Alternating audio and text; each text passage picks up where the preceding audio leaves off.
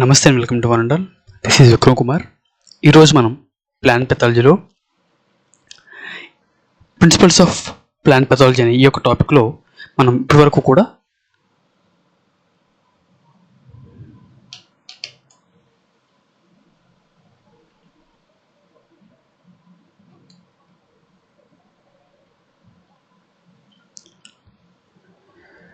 Three two one start. నమస్తే and welcome to one and all. This is Vikram Kumar. ఈరోజు మనం plant పెథాలజీలో పీపీడిఎం అనే concept గురించి మనం నేర్చుకోబోతున్నాం. ఓకే, ఈ కాన్సెప్ట్ కూడా మనకి according to your syllabus principles of plant pathology అనే టాపిక్లో ఉన్న ఒక సబ్ టాపిక్. ఓకే, నేను మీకు ఈ టాపిక్స్ అన్ని కూడా ఎగ్జామినేషన్ పాయింట్ ఆఫ్ వ్యూలో ప్రిన్సిపల్స్ అనే ఒక లార్జ్ టాపిక్గా పెట్టి మిగిలిన టాపిక్స్ అన్ని కూడా నేను ఏం చేశానంటే సబ్ టాపిక్స్గా మార్చాను. ఇది మీకు ఆల్రెడీ తెలుసు, నేను ప్రీవియస్ లెక్చర్లో చెప్పాను. సో అయితే ఇప్పుడు ఈ యొక్క ప్రిన్సిపల్స్ ఆఫ్ ప్లాంట్ పెథాలజీ అనే ఈ యొక్క లార్జ్ టాపిక్లో మనం ఇప్పటివరకు కూడా ఏ టాపిక్ నేర్చుకున్నాము అని చెప్పంటే, ఫస్ట్ టాపిక్ మనం సర్వేలో ప్లాంట్ పెథాలజీ గురించి నేర్చుకున్నాము. అదేవిధంగా సెకండ్ టాపిక్ మనం డిస్పెర్స్లో ప్లాంట్ పెథాలజీ గురించి నేర్చుకున్నాము. అదేవిధంగా థర్డ్ టాపిక్ అనేది ప్రాసెస్ ఆఫ్ ఇన్ఫెక్షన్ గురించి మనం నేర్చుకున్నాం. ఈ మూడు కూడా మనకి డిసీజ్ సైకిల్లో first and second and third respectively మనకి డిసీజ్ సైకిల్లో ఆర్ఎల్స్ ఇన్ఫెక్షన్ చైన్లో మనకి ఈ యొక్క సర్వైవల్, డిస్పెర్షన్, అదేవిధంగా ఇన్ఫెక్షన్, ఈ మూడు కూడా first, second and third steps టోటల్గా దేంట్లో డిసీజ్ సైకిల్. సో ఇప్పటి వరకు కూడా మనం డిసీజ్ సైకిల్ గురించి పూర్తిగా మనం నేర్చుకున్నాం. అంటే ఆ యొక్క ప్యాథోజన్ ఎలా బతుకుతుంది, ఏ విధంగా ట్రాన్స్మిట్ అవుతుంది, అదేవిధంగా వన్స్ ట్రాన్స్మిట్ అయిన తర్వాత ఏ విధంగా ఇన్ఫెక్షన్ చేస్తుందని మనం ఇప్పటివరకు డీటెయిల్గా నేర్చుకున్నాం. సో ఇప్పటివరకు ఎవరైతే ఈ యొక్క లెక్చర్ని చూడలేదో, స్టిల్ ఎవరికైతే ఇప్పటికీ కూడా ఈ యొక్క కాన్సెప్ట్ గురించి స్టిల్ ఇప్పటికీ కన్ఫ్యూజింగ్గా ఉందో, మీరు మరొకసారి లెక్చర్ని చూడండి. స్టిల్ అర్థం కాకపోతే ఒకసారి కామెంట్ సెక్షన్ తెలియజేయండి. I will find a way to understand these topics a way more better than the topic that I have early discussed. So ప్రస్తుతానికి మనం ఈరోజు లెక్చర్లో మనం ఈ యొక్క principles of plant disease management అని దీన్ని సింపుల్గా షార్ట్కట్లో నేను పీపీడిఎం అనే పదాన్ని ఇక్కడ వాడాను. సో ఈరోజు మనం ఈ యొక్క పీపీడిఎం అనే కాన్సెప్ట్ గురించి మనం నేర్చుకోబోతున్నాం. సో ఈ యొక్క principles of plant disease management or integrated plant disease management IPDM. So ఈ యొక్క టోటల్ పీపీడిఎం అనే లెక్చర్ మొత్తాన్ని కూడా నేను ఏంటంటే హాఫ్ అంటే బ్రేక్స్ చేసుకొని నేను మీకు అప్లోడ్ చేస్తాను. ఎందుకని చెప్పి ఇది చాలా పెద్ద lecture. Everything need explanation, why, what, ఎందుకు ఇలా మాత్రమే ఎందుకు, ఇలా కాకుండా ఇంకేదైనా జరగచ్చు కదా, ఇలా జరిగితే ఏమవుతుంది, ఈ క్రాప్లో ఎందుకు జరుగుతుంది, వేరే క్రాప్లో ఎందుకు చేయలేదు, ఇలా రకరకాల ప్రశ్నలన్నీ కూడా మనం స్పెసిఫికల్ సింపుల్గా కూడా మనం మగప్ చేయకుండా ఇలా ఎందుకు జరుగుతుందనే ఒక reason specific point of view మనం నేర్చుకుంటే మన సబ్జెక్ట్ అనేది ఇంప్రూవ్ అవుతుంది. సో ఆ విధంగా నేను మీకు ఈ యొక్క లెక్చర్స్ మొత్తాన్ని ఈ యొక్క టాపిక్ మొత్తాన్ని కూడా నేను అకార్డింగ్ టు మనం ప్రిన్సిపల్ వైజ్గా, మీకు ఆల్రెడీ తెలుసు ప్రిన్సిపల్స్ ఆఫ్ ప్లాంట్ డిసీజ్ మేనేజ్మెంట్లో ఆర్ ఇంటిగ్రేటెడ్ ప్లాంట్ డిసీజ్ మేనేజ్మెంట్లో రకరకాల ప్రిన్సిపల్స్ ఉంటాయి. అవాయిడెన్స్ అని, ఎక్స్క్లోజ్ అని, ఎరాడికేషన్ అని, ఇట్లా డిఫరెంట్ ప్రిన్సిపల్స్ ఉంటాయి. సో నేను ఒక్కొక్క ప్రిన్సిపల్కి ఒక్కొక్క లెక్చర్గా నేను సెపరేట్ చేసి నేను మీకు ఒక్కొక్క లెక్చర్ని డెలివరీ చేస్తాను. సో దట్ మీకు వినడానికి అదేవిధంగా నేర్చుకోవడానికి చాలా ఈజీగా ఉంటుంది. ఓకేనా? సో దట్ ఈరోజు మనం లెక్చర్లోకి స్టార్ట్ చేద్దాం. So first of all principles of plant disease management పీపీడిఎం.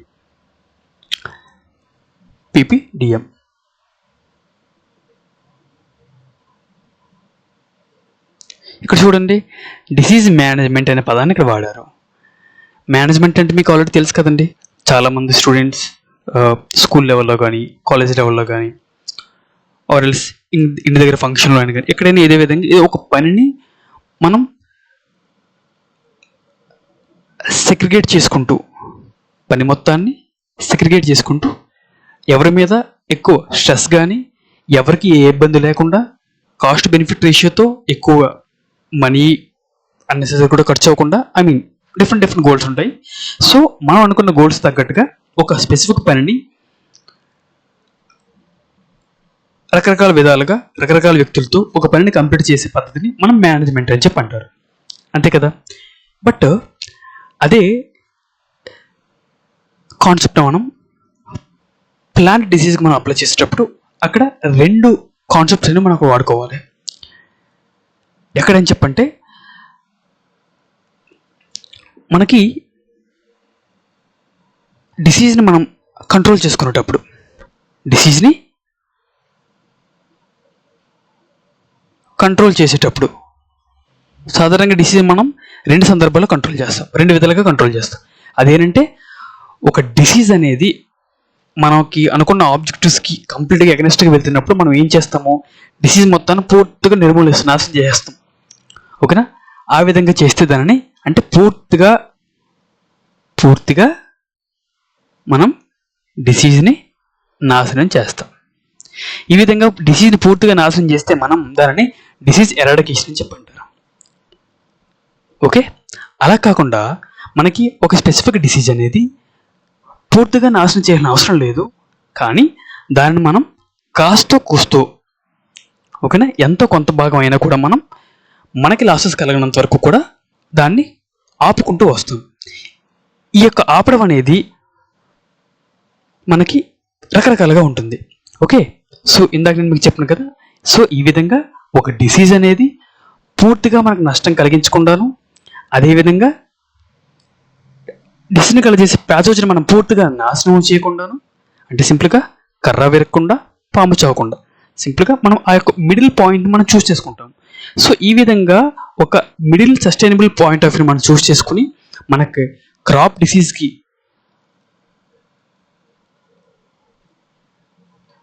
మనకి ఎటువంటి నష్టం కలగకుండా, క్రాప్స్ డిసీజ్ ద్వారా వచ్చిన నష్టం కలగకుండా, అదేవిధంగా ప్యాథోజన్ మనం పూర్తిగా బై నేచర్ డిస్ట్రాయ్ చేయకుండా మనం చూస్ చేసుకున్న మిడిల్ ప్యాత్ని మనం డిసీజ్ మేనేజ్మెంట్ అని చెప్పంటారు. ఓకేనా? ఐ హోప్ ఇది మీకు అర్థమైందని చెప్పనుకుంటున్నాను. సింపుల్ వేలో చూసుకుంటే సింపుల్గా మనకి ఏంటంటే ఒక డిసీజ్ మొత్తాన్ని మనం పూర్తిగా నాశనం చేస్తే దాన్ని ఎరాడికేషన్ అని చెప్పంటారు. కానీ అదే డిసీజ్ని మనం మనం పూర్తిగా నాశనం చేయకుండా, ఓకే, ఒక ఎకలాజికల్గా ఆర్ఎల్ సింపుల్గా ప్యాథోజన్కి కూడా బతికే అవకాశం మనం ఇస్తూ, అదేవిధంగా మనం బ్రతకడానికి వేసుకునే క్రాప్ని మనం ప్రొటెక్ట్ చేసుకోవడానికి, ఆ యొక్క డిసీజ్ని ఒక లెవెల్కి మించి పెరగకుండా సింపుల్గా కంట్రోల్ చేసుకోవడాన్ని మనం డిసీజ్ మేనేజ్మెంట్ అని చెప్పంటారు. ఓకేనా? సో ఇప్పుడు అసలు ఈ యొక్క ప్లాంట్ డిసీజ్ మేనేజ్మెంట్ అనేది సాధారణంగా 2 ప్రిన్సిపల్స్ మీద డిపెండ్ అయి ఉంటుంది. ఒకటి ప్రిన్సిపల్స్ ఆఫ్ ఎరాడికేషన్, అదేవిధంగా సెకండ్ మనకి ఏంటంటే ప్రిన్సిపల్స్ ఆఫ్ మేనేజ్మెంట్. అయితే దీన్ని మీకు ఇక్కడ టెక్స్ట్ బుక్లో ఉందని కాదు, ఆర్ఎల్స్ ఒక సింపుల్ కాన్సెప్చువల్ మీనింగ్ మనం కూడా ఒకసారి మాట్లాడుకుంటే, సాధారణంగా ప్రిన్సిపల్స్ ఆఫ్ ఎరాడికేషన్ అనేది ప్రిన్సిపల్స్ ఆఫ్ మేనేజ్మెంట్లో పార్ట్ అవుతుంది. ఓకేనా?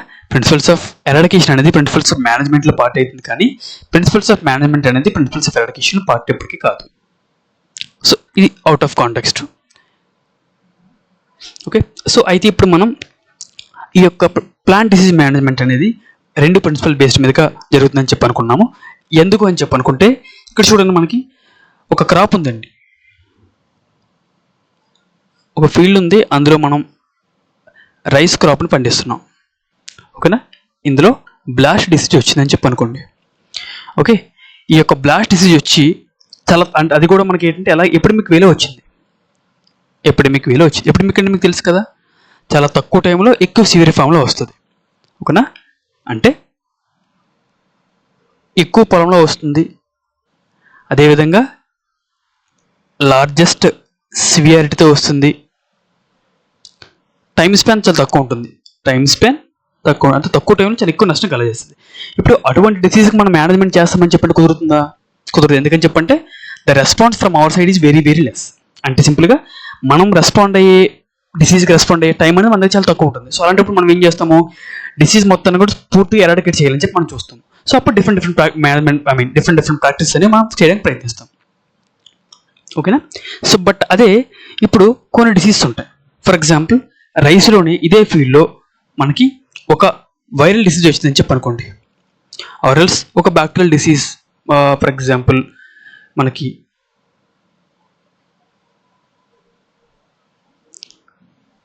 బిఎల్బి డిసీజ్ వచ్చిందని చెప్పనుకోండి, బిఎల్బి డిసీజ్ వచ్చింది.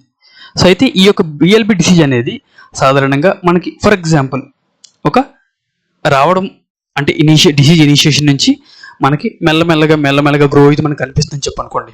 ఓకే, ఫర్ ఎగ్జాంపుల్ ఈ యొక్క బిఎల్బి డిసీజ్ అనేది సాధారణంగా మనకి ఆగస్టులో వచ్చిందని చెప్పి అనుకుంటే, ఆగస్టులో వచ్చిందని చెప్పి మనం అనుకున్నాం. First September next month. But September 15th తర్వాత మనకి ఈ యొక్క డిసీజ్ అనేది ఒక లెవెల్ దాటిపోతుంది. అంటే ఇప్పుడు ఆగస్టులో డిసీజ్ అనేది ఆగస్టు 10th వరకు డిసీజ్ అనేది 15% ఉంది. 20th 25% వెళ్ళింది. సెప్టెంబర్ 15th మొత్తానికి ఈ యొక్క డిసీజ్ అనేది 50% వెళ్ళిపోతుంది. సెప్టెంబర్ 15th దాటితే ఈ యొక్క డిసీజ్ అనేది దగ్గర 75% వెళ్ళిపోతుందని చెప్పి అనుకోండి. 75% డిసీజ్ వెళ్ళిపోయి పొలం అంతా కూడా 75% డిసీజ్ మొత్తంగా అయిపోతుంది. తద్వారా మనకి ఏంటి 75% పొలం అంతా కూడా నాశనం అయిపోతుంది. ఇప్పుడు మనం ఏమనుకున్నాము, ఈ యొక్క డిసీజ్ని కనీసం 40% వద్ద అయినా కానీ 50% వద్ద అయినా కానీ మనం స్టాప్ చేయాలని చెప్పి అనుకున్నాం. అప్పుడు మనం ఏం చేస్తాము, కొన్ని ప్రాక్టీసెస్ అనేవి చేసుకుంటూ వెళ్తాం. 15% దగ్గర నుంచి 16, 17, 18, 19, 20 అంటే సింపుల్గా ఏంటంటే స్టెప్స్ అనేవి ఆ యొక్క డిసీజ్ మొత్తాన్ని కూడా వెంటనే తగ్గించాల్సిన అవసరం లేదు. సింపుల్గా ఏమంటే ఎరాడికేట్ చేయాలని చెప్పి మన ప్రిన్సిపల్ కాకుండా మనం ఏం చేస్తాం, మెల్లమెల్లగా డిసీజ్ మొత్తాన్ని 50%, 40% వరకు కూడా మనకి లాస్ అయినా కూడా పర్వాలేదు, మనం 40 to 50% కంటే ఎక్కువ వెళ్ళకూడదు అని చెప్పి మన టార్గెట్తో మనం ఆలోచిస్తూ ఉంటాము. సో దట్ 40% వరకు కూడా మనం ఎటువంటి ఎరాడికేషన్ మెజర్స్ తీసుకోకుండా సింపుల్గా చిన్న స్టెప్స్ తీసుకుంటూ వెళ్తాం. ఆ డిసీజ్ అనేది 50% or 40% దాటకుండా. ఓకేనా? సో మనం ఈ విధంగా ఒక డిసీజ్ అనేది ఒక లెవెల్ దాటకుండా మనం ఫాలో అయ్యే ప్రిన్సిపల్స్ అన్నింటిలో కూడా మనకి ఏంటంటే మనకి మేనేజ్మెంట్ ప్రిన్సిపల్స్ అని చెప్పి అంటారు. ఓకేనా? సో అయితే ఇప్పుడు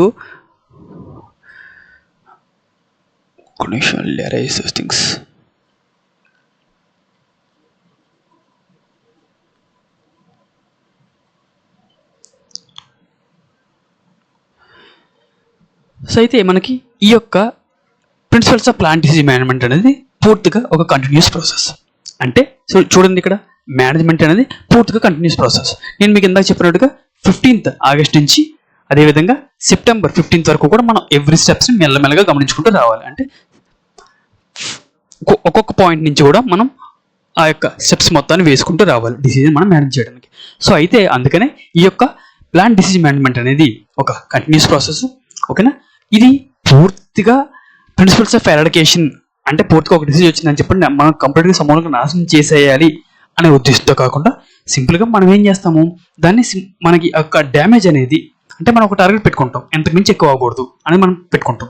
సో మనకి ఆ యొక్క డిసీజ్ ద్వారా వచ్చే డ్యామేజ్ అనేది మనం ఎంత తగ్గితే అంత తగ్గే విధంగా మనం చేసుకుంటాము. లేదు అని చెప్పంటే మనకి ఒక ఎకనామిక్ ఇంజరీ లెవెల్ అని చెప్పి ఒక కాన్సెప్ట్ ఉంటుంది.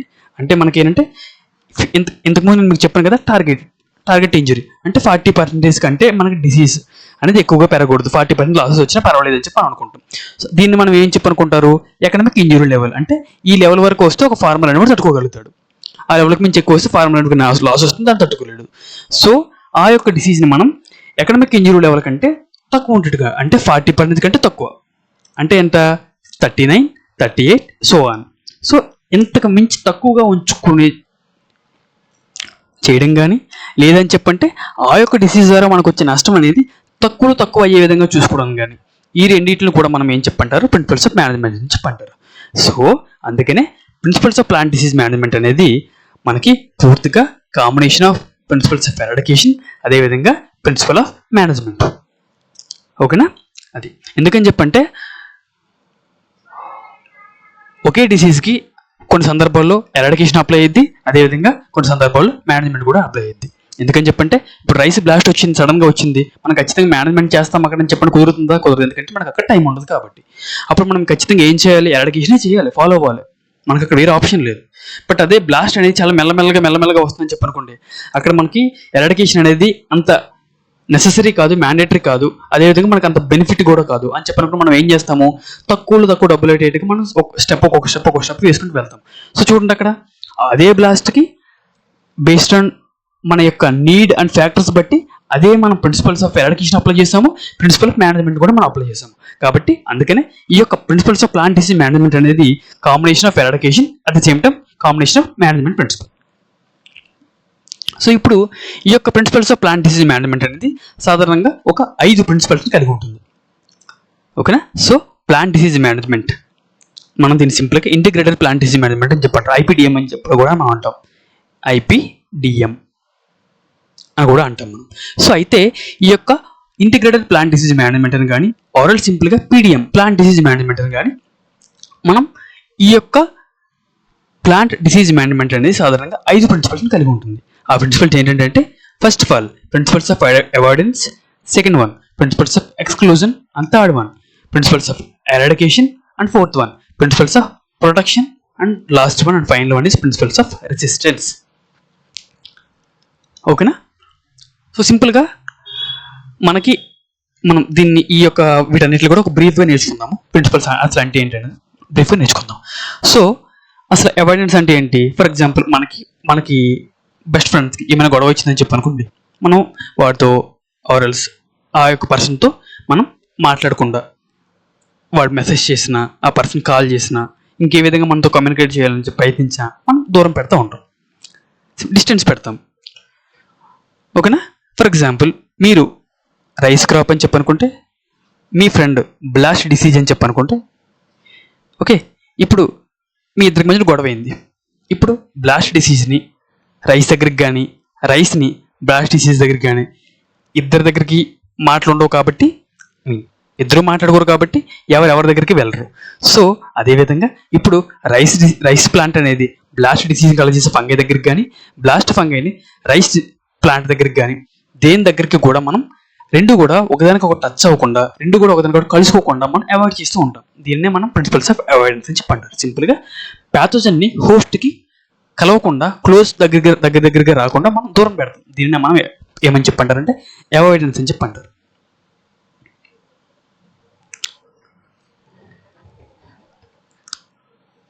ఓకేనా? సో నెక్స్ట్ చూసుకుంటే ప్రిన్సిపల్స్ ఆఫ్ ఎక్స్క్లూజన్. ఎక్స్క్లూజన్ అని చెప్పంటే ఫర్ ఎగ్జాంపుల్ మనకి ఒక డిసీజ్ వచ్చింది ఒక ఏరియాలో. వన్స్ వచ్చిన తర్వాత అది ఏం చేస్తుంది? మొత్తం స్ప్రెడ్ అయిపోతూ ఉంటుంది. మనం అసలు ఎక్స్క్లూజన్ మనం ఏం చేస్తామని చెప్పంటే అసలు డిసీజ్ అసలు ఎందుకు తీసుకురావాలి అని చెప్పి పాయింట్ మనం ఆలోచించి అసలు డిసీజ్ అసలు ఎంటర్ అవ్వకుండా చూస్తాం. అంటే ఎలా అని చెప్పంటే ఎక్స్ అనే ఫర్ ఎగ్జాంపుల్ హైదరాబాద్లో రైస్ కల్టివేట్ చేస్తున్నారని చెప్పి అనుకోండి. విశాఖపట్నం నుంచి మీరు రైస్ కల్టివేట్ చేయడానికి కొన్ని వెరైటీస్ని మీరు ఇంపోర్ట్ చేసుకున్నారు. ఓకేనా? ఫర్ ఎగ్జాంపుల్ ఒక ఈ అనే ఒక వెరైటీని ఇంపోర్ట్ చేసుకున్నారని చెప్పనుకోండి, తెప్పించుకున్నారని చెప్పనుకోండి. బట్ ఈ యొక్క విశాఖపట్నంలో మీకు ఒక సీడ్ బోర్న్ ప్యాథోజన్ అనేది ఈ యొక్క తెప్పించుకున్న సీడ్లో ఈ యొక్క ప్యాథోజన్ ఉందని చెప్పనుకోండి. అప్పుడు ఏం చేస్తుంది? అసలు హైదరాబాద్లో ఈ యొక్క ప్యాథోజన్ దీనికి ఏబి నెగిటివ్ పేరు పెట్టాను. సో ఈ యొక్క ఏబి నెగిటివ్ అనే ప్యాథోజన్ అనేది అసలు హైదరాబాద్లో ఇప్పటివరకు ఎక్కడ కూడా లేదు. ఓకేనా? బట్ విశాఖపట్నంలో ఉంది. సో ఇప్పుడు ఏబి నెగిటివ్ ఉన్న ఈ యొక్క సీడ్లో మీరు తెప్పించుకుంటే అదే సీడ్తో ఈ యొక్క ప్యాథోజన్ కూడా వచ్చేస్తుంది కదా. సో అప్పుడు హైదరాబాద్ కూడా ఈ యొక్క డిసీజ్ వచ్చేస్తుంది కదా. సో కాబట్టి మనం ఏం చేస్తాం? అసలు ఈ యొక్క ప్యాథోజన్నే పూర్తిగా అంటే మనం నేను మీకు ఇక్కడ ఏం చెప్పాలనుకుంటున్నానంటే ఇన్ఫెక్టెడ్ ఏరియా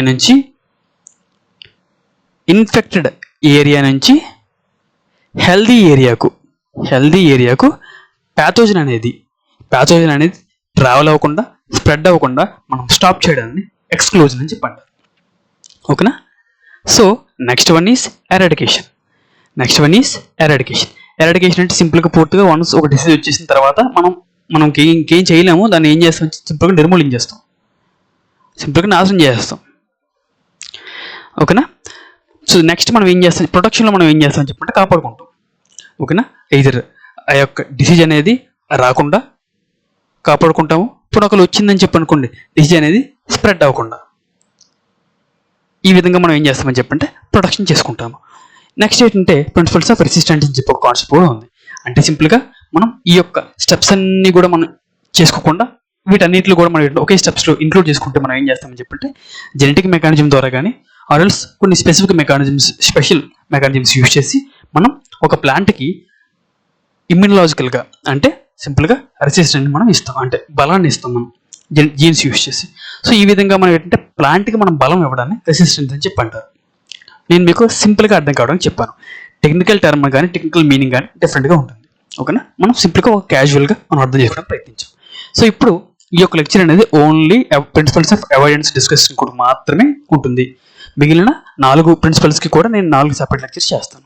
ఓకేనా, ఎందుకంటే అన్నీ ఒక దీంట్లో ఇంక్లూడ్ చేస్తే మనం తీసుకోలేము, లెక్చర్ వినడానికి కూడా ఇబ్బందిగా అనిపిస్తుంది మనకి. సో అందుకని ఈరోజు మనం ప్రిన్సిపల్స్ ఆఫ్ అవాయిడెన్స్ గురించి మాత్రమే నేర్చుకోబోతున్నాం. సో అయితే ఈ యొక్క ప్రిన్సిపల్స్ ఆఫ్ అవాయిడెన్స్ అంటే నేను మీకు ఆల్రెడీ చెప్పాను, మీకు మీ ఫ్రెండ్కి గొడవ వచ్చింది, మనం ఏం చేస్తారని ఇది కూడా దూరం పెడతాం. సో అయితే చూడండి, ఇక్కడ అసలు ఈ యొక్క ప్రిన్సిపల్స్ ఆఫ్ అవాయిడెన్స్ అంటే మీనింగ్ ఏంటంటే అవాయిడింగ్ ద కాంటాక్ట్ బిట్వీన్ ఎవరెవరు ప్యాథోజన్కి, అదేవిధంగా susceptible stage of a crop or else crop. ఓకేనా, సింపుల్గా మనకి ఇక్కడ ససెప్టబుల్ స్టేజ్ అని ఎందుకు వాడాలని చెప్పంటే నేను మీకు స్టెప్స్ చెప్పుకుంటూ పోతూ వెళ్తాను. ఎందుకని చెప్పంటే ఫర్ ఎగ్జాంపుల్ క్రాప్ ఉందండి, క్రాప్ అనేది సీడ్ నుంచి సీడ్ ప్రొడక్షన్ వరకు కూడా, అంటే అది సీడ్గా ఉన్నప్పటి నుంచి ఆ క్రాప్ అనేది మళ్ళీ సీడ్ ప్రొడ్యూస్ చేసిన తర్వాత కూడా రకరకాల స్టేజెస్ వెళ్తుంది. సీడ్ స్టేజు, సీలింగ్ స్టేజు, అదేవిధంగా రైస్ అయితే మనకి ఏంటంటే ఈ యొక్క టెలరింగ్ స్టేజు. ఓకేనా, అదేవిధంగా మనకి ఏంటంటే బూట్ లీఫ్ స్టేజు, రకరకాల స్టేజెస్ వెళ్తుంది. ఇప్పుడు బ్లాస్ట్ ప్యాథోజన్ అనేది మనకి సీడ్లింగ్లో ఎక్కువగా డిసీజ్ కలెక్ట్ చేసినట్లుగా మనకి ప్లాంట్ అనేది మెచ్యూర్ అయిన తర్వాత డిసీజ్ కలెక్ట్ చేయలేదని చెప్పి అనుకోండి. ఇప్పుడు మనకి ఒక ప్యాథోజన్ని రైస్ ప్యాథోజన్ని మనం సింపుల్గా కూడా ఆ యొక్క డిసీజ్ రాకుండా ఉండాలని చెప్పి సీడ్లింగ్ స్టేజ్లో ఆ యొక్క డిసీజ్ రాకుండా ఉండగలిగేటట్టు మనం చేసుకోగలిగితే వన్స్ సీడ్లింగ్ నుంచి మెచ్యూర్ స్టేజ్లో అది వెళ్ళిపోయిందని చెప్పి అనుకోండి, ఆటోమేటిక్గా డిసీజ్ అనేది ఆ యొక్క ప్లాంట్కి రాదు కదా, ఎందుకంటే అప్పటికే ప్యాథోజన్కి బలం వచ్చేసి ఉంటుంది కాబట్టి. సో ఇప్పుడు మనం ఒక స్పెసిఫిక్ స్టేజ్ని మనం అవాయిడ్ చేయడం ద్వారా ప్యాథోజన్కి మనం ఆటోమేటికల్గా కూడా మనం ఈ యొక్క ప్రిన్సిపల్స్ ఆఫ్ అవాయిడెన్స్ మనం ఫాలో అవుతున్నట్టుగానే కదా. సో కాబట్టి సింపుల్గా మనం ఏం చేస్తాము, ప్యాథోజన్ని క్రాప్తోనూ లేదా క్రాప్ అనేది తన యొక్క ససెప్టబుల్ స్టేజ్కి ఒక స్పెసిఫిక్ ప్యాథోజన్కి ఆ రెండింటికి మధ్య ఉండే రిలేషన్ మనం బ్రేక్ చేయడానికి స్పెసిఫిక్ స్టేజ్కి కానీ క్రాప్కి కానీ ప్యాథోజన్తో మనం ఏం చేస్తామని చెప్పి కాంటాక్ట్ అవ్వకుండా చూస్తాం.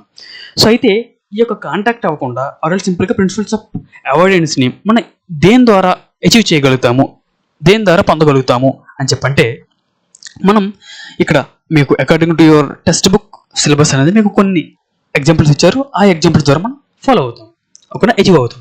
అవి ఏంటంటే ఫస్ట్ ఆఫ్ ఆల్ ఒకటి, మనం ప్రాపర్గా ఒక జియోగ్రఫికల్ ఏరియాని అంటే ఒక లార్జెస్ట్ ఏరియాని కూడా మనం సెలెక్ట్ చేసుకోవడం ద్వారా, లేదు అని చెప్పంటే మనం ప్రాపర్గా ఒక పొలాన్ని మనం సాగు చేసుకుని మనం కల్టివేట్ చేసుకుని ఒక పొలాన్ని మనం మంచి పొలాన్ని సాగు చేసుకోవడం ద్వారా, అంటే సింపుల్గా ఫర్ ఎగ్జాంపుల్ ఒక పూర్తిగా ఒక పెద్ద కాంటినెంట్ కానీ కంట్రీ కానీ అంత లెవెల్లో మనం సెలెక్ట్ చేసుకోలేము. But still for the vague explanation కోసం మనం సింపుల్గా ఒక ఏరియా మొత్తాన్ని సెలెక్ట్ చేసుకుంటే తద్వారా మనం చేసుకోవచ్చు.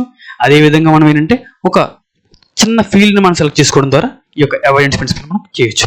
అదేవిధంగా మనం టైమ్ ఆఫ్ సోయింగ్ని, ఓకేనా, టైమ్ ఆఫ్ సోయింగ్ మనం అడ్జస్ట్మెంట్ చేసుకోవడం ద్వారా మనం అవాయిడెన్స్ని ఫాలో అవ్వచ్చు, అచీవ్ అవ్వచ్చు.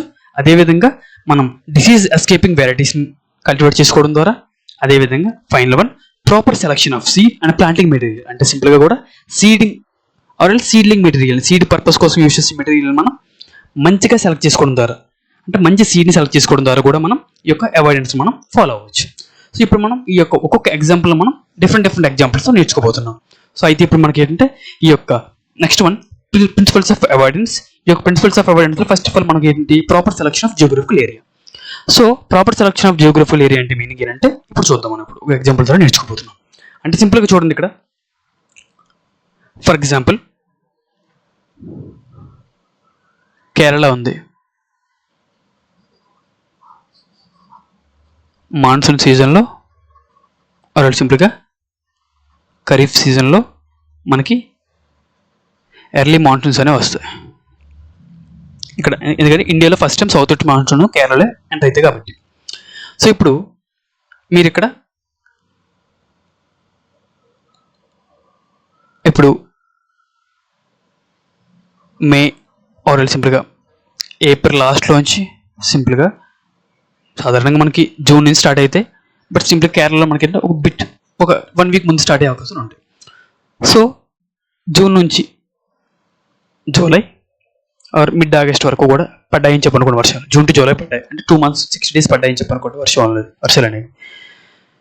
సో మీరు ఒక స్పెసిఫిక్ క్రాప్ని స్పెసిఫిక్ క్రాప్ మీరు ఖరీఫ్లో వేసుకున్నారు. కేరళలో ఎక్స్ అనే క్రాప్ని కేరళలో మీరు వేసుకున్నారు. వేసుకున్న తర్వాత ఈ యొక్క క్రాప్ అనేది ఫస్ట్ సోయింగ్ అనేది మీరు ఏం చేశారని చెప్పంటే జూన్ 1 చేసుకున్నారు. ఓకే, బట్ ఈ యొక్క క్రాప్ అనేది ఏం చేస్తుంది, ఫస్ట్ 50 days పాటు ఈ యొక్క క్రాప్కి మనకి ఏంటంటే ఎక్సెస్ మాయిశ్చర్ అనేది ఉండకూడదు. అలా ఉంటే దీంట్లో రూట్ రాట్ డిసీజ్ వస్తుంది. అనేది వస్తుంది. ఓకేనా, అంటే ఈ యొక్క డిసీజ్ని కలెక్ట్ చేసే ప్యాథోజన్కి ఎక్సెస్ మాయిశ్చర్ అనేది ఫేవరబుల్ అంటే మంచి ఫేవరెట్ ఫుడ్. ఓకేనా, బట్ అయినా కూడా మీరు ఏంటంటే వెళ్ళి కల్టివేట్ చేశారని చెప్పనుకోండి. అంటే June 1 మీరు సోయింగ్ చేశారు. June 1 నుంచి సోయింగ్ చేసినప్పటి నుంచి కూడా సీడ్ జర్మినేట్ అవుతుంది. అప్పటి నుంచి కూడా మనకి జూన్ అండ్ జూలైలో కేరళలో మనకి ఏంటి కంప్లీట్గా మాన్సూన్స్ ఉంటాయి, వర్షాలు ఎక్కువ పడతాయి. ఆ కేరళ అంతా కూడా అంటే చూడండి ఇక్కడ కేరళ జియోగ్రఫికల్ ఏరియా అంతా కూడా మనకి ఏంటంటే కంప్లీట్గా వెట్టగా ఉంటుంది, అంటే తడితడిగా ఉంటుంది ఆ ఏరియా అంతా కూడా. ఇప్పుడు కేరళ అంతా కూడా మీరు ఆ క్రాప్ మొత్తాన్ని ఆ యొక్క స్పెసిఫిక్ సీజన్లో మీరు ఏమైనా కల్టివేట్ చేసుకోగలరా? చేసుకోకూడదు అని చేసుకోలేరు. అప్పుడు మనం అదే క్రాప్ని కేరళలో సేవ్ చేసుకోకుండా ఒడిశాలో చేసుకున్నారని చెప్పనుకోండి, ఆ 2 months మీరు మాన్సూన్ రాకుండా మీరు సేవ్ చేసుకోవచ్చు కదా. తద్వారా మనం ఒక స్పెసిఫిక్ జియోగ్రఫికల్ లొకేషన్ కానీ ఏరియాని కానీ సెలెక్ట్ చేసుకోవడం ద్వారా మనం ఏం చేయొచ్చు, ఇప్పుడు ఒక యొక్క డిసీజ్ కానీ రాకుండా మనం ఏం చేయొచ్చు అని చెప్పంటే ఆ యొక్క స్పెసిఫిక్ ఏరియాలో మనం ఆ యొక్క డిసీజ్ మనం అవాయిడ్ చేయొచ్చు. దానికి ఒక బెస్ట్ ఎగ్జాంపుల్ మనం తీసుకుంటే ఇప్పుడు బాజ్రా తీసుకున్నాం అని చెప్పనుకోండి. For example bajra, pearl millet అని చెప్పంటారు. బాజ్రా తీసుకుంటే మనం బాజ్రాని సాధారణంగా మోస్ట్లీ బాజ్రా వచ్చే డిసీజ్ అనేవి మనకి కొన్ని ఎగ్జాంపుల్ తీసుకుంటే స్మట్ కానీ అదేవిధంగా ఎర్గడ్ కానీ ఈ రెండు కూడా మనకి ఏం చేస్తాయని చెప్పంటే వెట్ కండిషన్స్ని మనకి ప్రిఫర్ చేస్తాయి. బట్ ఈ యొక్క వెట్ కండిషన్స్ ప్రిఫర్ చేయడం వల్ల ఒక స్పెసిఫిక్ జియోగ్రఫిక్ ఏరియాలో మొత్తం అంతా కూడా మనకి తడిగా ఉందని చెప్పనుకోండి. స్పెసిఫిక్ ఏరియా అంతా కూడా మనకి తడిగా ఉంటే అప్పుడు మనకి ఏమవుతుంది, ఈ యొక్క డిసీజ్ అనేవి ఆ యొక్క ఏరియాలో చాలా ఎక్కువగా వస్తాయి. బట్ అదే ఈ యొక్క డిసీజ్ రాకుండా మనం ఏం చేస్తామని అంటే పొడి ఏరియాలో, అంటే సింపుల్గా ఏంటంటే ఎక్కడైతే మాయిశ్చర్ ఎక్కువగా ఉండకుండా ఉంటుందో ఆ యొక్క ఏరియాని మనం చూస్ చేసుకుని ఆ ఏరియాలో మనం ఏం చేస్తామని చెప్పంటే బాజా క్రాప్ని కల్టివేట్ చేసుకుంటే ఈ 2 డిసీజ్ మనం రాకుండా కాపాడుకోగలుగుతాం. సో ముఖ్యంగా మనం ఒక జనరలైజ్డ్ పాయింట్ ఆఫ్ వ్యూ తీసుకుంటే ఎక్కువగా ఫంగల్ కానీ అదేవిధంగా బాక్టీరియల్ డిసీజ్ కానీ ఈ 2 కూడా మనకి ఏంటంటే ఈ యొక్క వెట్ ఏరియాలో మనకి ఎక్కువగా డిసీజ్ సివియారిటీగా చూపిస్తాయి కంపేర్ టు డ్రై ఏరియాస్తో పోల్చుకుంటే. ఓకేనా, అంటే ముఖ్యంగా మనం ఆల్రెడీ చెప్పుకున్నాం కదా, ఒక బాక్టీరియల్ డిసీజ్ రావాలని చెప్పంటే మనకి ఖచ్చితంగా మాయిశ్చర్ అనేది కావాలి. ఎక్కువగా కూడా మాయిశ్చర్ లివింగ్. అదేవిధంగా మనకి ఫంగై ఉందనుకోండి, ఫంగైలో మనకి ముఖ్యంగా ఈ యొక్క ఓమైసిడ్స్ ఫంగై తీసుకుంటే ఓమైసిడ్స్ ఫంగై అనేది మనకి ఏం చేస్తుంది, ఖచ్చితంగా మనకి వెట్ కండిషన్స్ కావాలి. సో ఆ విధంగా మనకి కొన్ని ఫంగస్ అదేవిధంగా మ్యాక్సిమం బ్యాక్టీరియా ఇవి ఏం చేస్తాయని చెప్పి వెట్ ఏరియాస్ సింప్లికేట్ మాయిశ్చర్ ప్రిపేర్ చేస్తాయి. అప్పుడు మనం ఏం చేయాలి, ఆ యొక్క వెట్ ఏరియాస్లో కాకుండా డ్రై ఏరియాస్లో కల్టివేట్ చేసుకుంటే మనం ఈ యొక్క ప్రిన్సిపల్స్ని ఫాలో అయినట్టుగా అవుతుంది. అదేవిధంగా మనకి ఏంటి ఈ యొక్క డిసీజ్ని మనం కంట్రోల్ చేసుకున్నట్టు కూడా కుదురుతుంది. నెక్స్ట్ వన్ మనకి ఏంటంటే proper selection of the field. So ఇందులో మనం సింపుల్గా కూడా ఫర్ ఎగ్జాంపుల్ మనం ఒక మంచిగా ఫీల్డ్ని సెలెక్ట్ చేసుకోవడం ద్వారా మనకి ఏంటంటే సాధారణంగా సాయిల్ బార్న్ డిసీజ్ ఉంటాయి కదా, సాయిల్ బార్న్ డిసీజ్ లైక్ మనకి ఫంగైలో తీసుకుంటే ఫిజేరియం విల్ట్